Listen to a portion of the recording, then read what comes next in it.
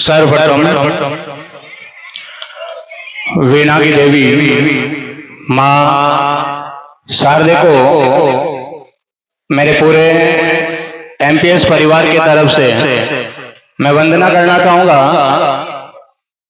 कि माँ, क्योंकि अपन ने जब ये कार्यक्रम प्रारंभ किया तो माँ शारदे को दीप प्रज्वलन करके इस कार्यक्रम की शुरुआत की और ये कार्यक्रम इतना सफल सुचारू रूप से रहा। मौसम भी खराब था, उसके बावजूद भी मौसम अच्छा रहा और सभी बच्चों को भी बहुत बहुत धन्यवाद, इतना अच्छा अनुशासन बनाए रखा आपने। तो आप अपने लिए एक बार ताली बजाइए।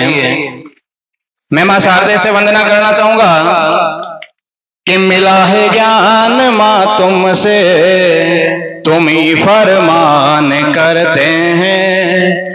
मिला है ज्ञान मां तुमसे, तुम ही फरमान करते हैं। सभी देवों सभी गुरुजन का हम गुणगान करते हैं।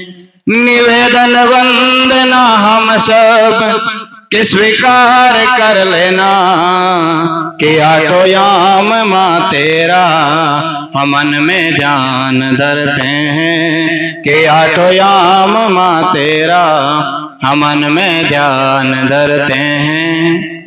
माँ वीणा पाणिनि माँ शारदेव की वंदना के तत्पश्चात मंच पर आसीन हमारे अनमोल रतन रामनिवासी बाबू साहब, भैरूराम जी, नंदू जी गुर्जर साहब और हमारे शाला के निदेशक साहब, संचालक महोदय जी, समस्त स्टाफ साथी और जगह जगह से अलग अलग गांवों से पधारे हुए हमारे आगंतुक मेहमानों और प्यारे बच्चों, आप सभी को बहुत बहुत हार्दिक शुभकामनाएं और बधाइयां कि आज हम सब एक जगह एकत्रित होकर इस 26 जनवरी के पावन पर्व को बड़े धूमधाम से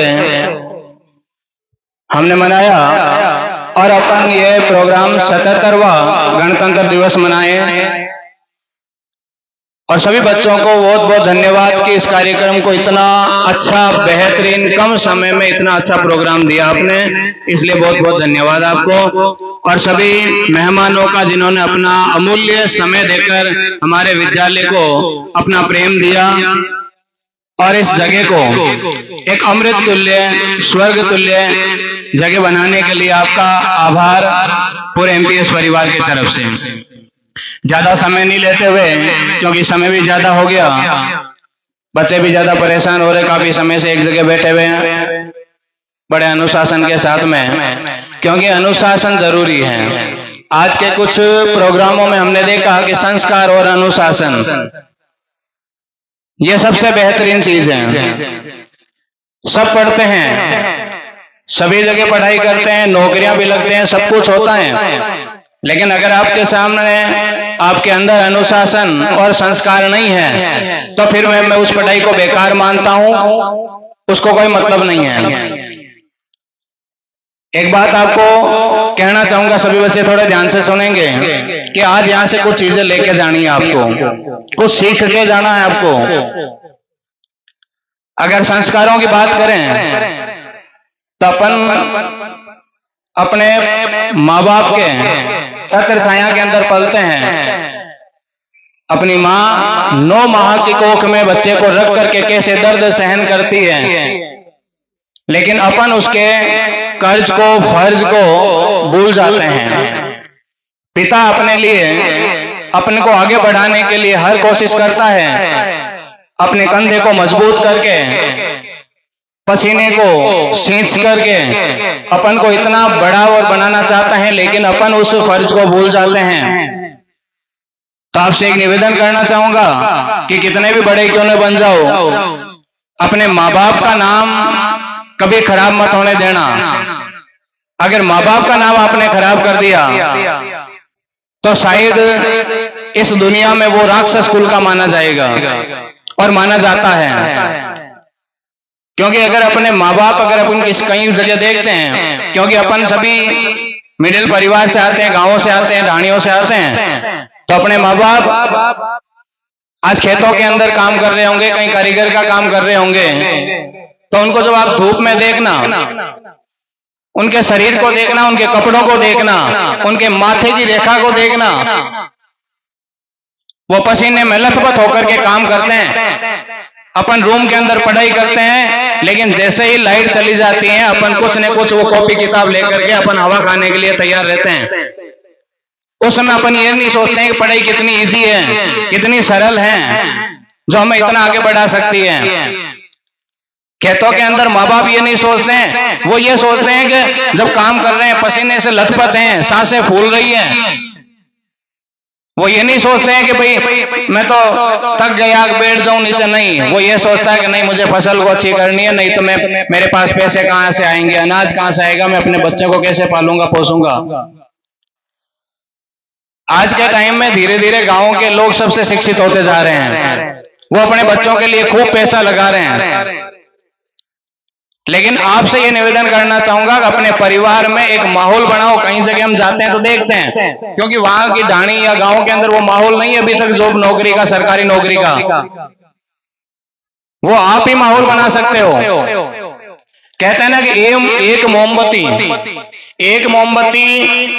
100 मोमबत्ती जो जली होती है, एक जली मोमबत्ती 100 बुझी हुई मोमबत्तियों को जला देती है। तो अगर आप में से एक शिक्षित होकर के अगर आप अपने परिवार को गाइडेंस करोगे, माहौल बनाओगे, तो आप अपने परिवार की पूरी जो आपकी पीढ़ी है उसको आप सुधार सकते हो। तो ये चीज हमेशा ध्यान रखना, अपने माँ बाप का फर्ज कभी मत भूलना। अब 10th और 12th class, 8th class, 5th class board class हैं, उनके एग्जाम भी नजदीक हैं। हम आशा करते हैं कि अब की बार एमपीएस का रिजल्ट बेहतरीन रहेगा, और इसी आशा को आपको खरा उतारना है, ये आप पर है। अगर विद्यालय की तरफ से कोई कमी रहती है तो आप बता सकते हो, लेकिन हम इतने संतुष्ट हैं कि हमें अभी तक जितने बच्चे हमारे पास 739 के आसपास, तो उनके पेरेंट्स से सो हमें एक भी समस्या अभी तक नहीं आई। एक भी कोई समस्या आई तो हमने उसी को हाथों हाथ सुधार दिया। तो सभी बोर्ड क्लास वालों को अपने आगामी एग्जाम के लिए हम सभी की पूरे स्कूल की तरफ से शुभकामनाएं कि आप अपना परिणाम बेहतरीन करें। और एक बार वापस पधारे हुए मंचासीन आगंतुक मेहमान और गांव से पधारे हुए और पुराने बच्चे भी हमारे पधारे हैं, 12th पास आउट, उनका भी इस विद्यालय में वापस बहुत बहुत स्वागतम, धन्यवाद। और इसी कार्यक्रम को यहीं पे समाप्त करते हैं। धन्यवाद।